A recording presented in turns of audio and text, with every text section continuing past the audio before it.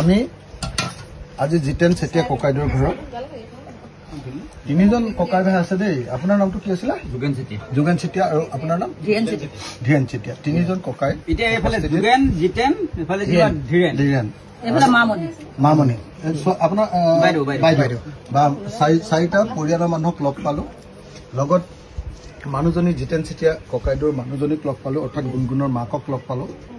তাৰপিছত গুণগুণতকৈ ডাঙৰজনীক লগ পালোঁ, দুলুমণি। তাৰপিছত গুণগুণক লগ পালোঁ। আৰু তোৰ নামটো কি?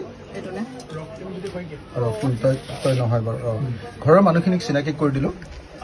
খুব ধুনীয়াকৈ এসাঁজ ভাত খালোঁ, হাঁহ মাংস কোমোৰাৰে সৈতে, লগত মুগা লেটা। এই লেটা খাই মই বহুত ভাল পাওঁ। অসমীয়া জাতিৰ এটা অতি উত্তম খাদ্য। সেই লেটাৰে সৈতে ভাত খালোঁ। আৰু আজি প্ৰথমবাৰৰ কাৰণে আচলতে অলপ বেছিকৈ সাজ পানী খালোঁ।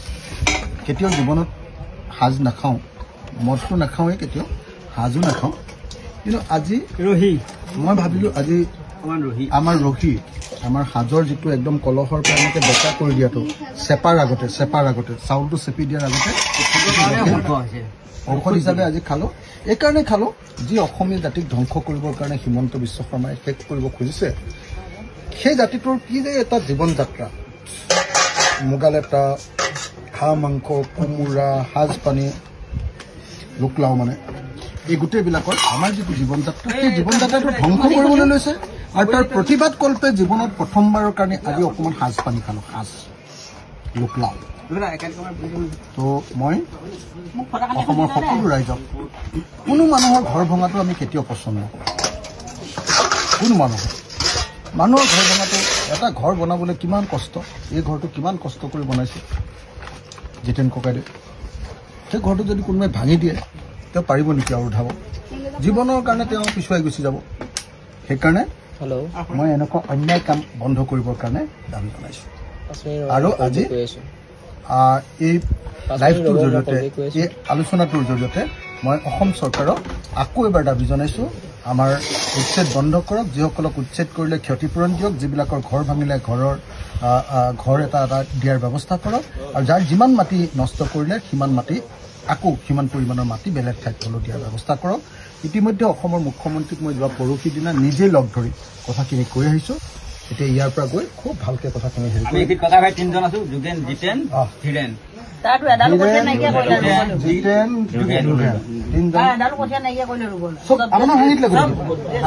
এইটো ডাঙৰ কথা। আমাৰ আপুনি সৰু নেকি? এখেত সৰু। আমাৰ মানে গুণগুণৰ মানে দদাই হেৰি যোগেন, ধীৰেন ককাইদেউৰ এই কঠীয়া কিমান পাৰিছিলে? কঠীয়া কিমান হ'ব? 2 কঠীয়া ৰুবলৈ মোটামুটি 2 পুৰা মাটি ৰুব পাৰিব নে নোৱাৰে? 2 পুৰা মাটি ৰুব পাৰিব। 2 পুৰাতকৈ বেছি মাটি, 2 পুৰাতকৈ বেছি মাটি, 3 পুৰা মাটি, 12 বিঘা মাটি ৰুব পাৰিব। 12 বিঘা মাটিৰ কঠীয়া হিমন্ত বিশ্ব শৰ্মাই আমাৰ খিলঞ্জীয়া মানুহৰ খতম কৰি দিছে। কচু গ'ল, বেঙেনা গ'ল, জাতিলাও গছ গ'ল, কোমোৰা গছ গ'ল।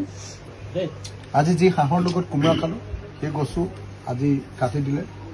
বাইদেউ, আমি আপোনালোকৰ লগত আছোঁ। অখিল গগৈ আছে, ৰাইজৰ দল আছে, ডাক্তৰ হৰিকন্ত, আমাৰ ভাইচ প্ৰেচিডেণ্ট, সিও আহিছে। আমি সকলোৱে মিলি অসমখন নতুনকৈ গঢ়িব লাগিব। 26ত বিজেপি চৰকাৰখন খেদিব লাগিব। সেইটো উৎপাত বেছি হৈছে, বহুত বেছি হৈ গৈছে এটা। আমাৰ খিলঞ্জীয়া মানুহৰ গাত হাত দিয়ে। এইখিনি মানুহ কংগ্ৰেছী মানুহ আছে ন? ঠিক আছে।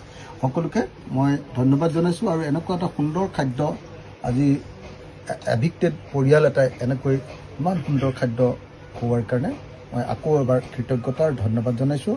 আৰু গুণগুণটোক মই সদায় সাহসী হৈ থাকিবলৈ, দুলুমণিটোক মই সদায় সাহসী হৈ থাকিবৰ কাৰণে অনুৰোধ জনাইছোঁ। আশা কৰোঁ আমি এখন নতুন অসম, ভাল অসম এখন এদিন বনাম, য'ত প্ৰত্যেকজন মানুহৰ কামৰ মূল্য থাকিব, কোনেও কাৰো ঘৰ নাভাঙিব। ঘৰ ভঙাটো অসুৰৰ লক্ষণ, ভাল মানুহৰ লক্ষণ। মানে জীৱন জুৰি কষ্ট কৰি কেইবাটাও পিঢ়ি, কেইবাটাও আপোনাৰ প্ৰজন্ম, কেইবাটাও পুৰুষ কষ্ট কৰি এটা ঘৰ বনায়, আৰু তাৰপিছত একদিনতে 2 নম্বৰী পলিটিচিয়ান এটাই ঘৰটো ভাঙি দিয়ে।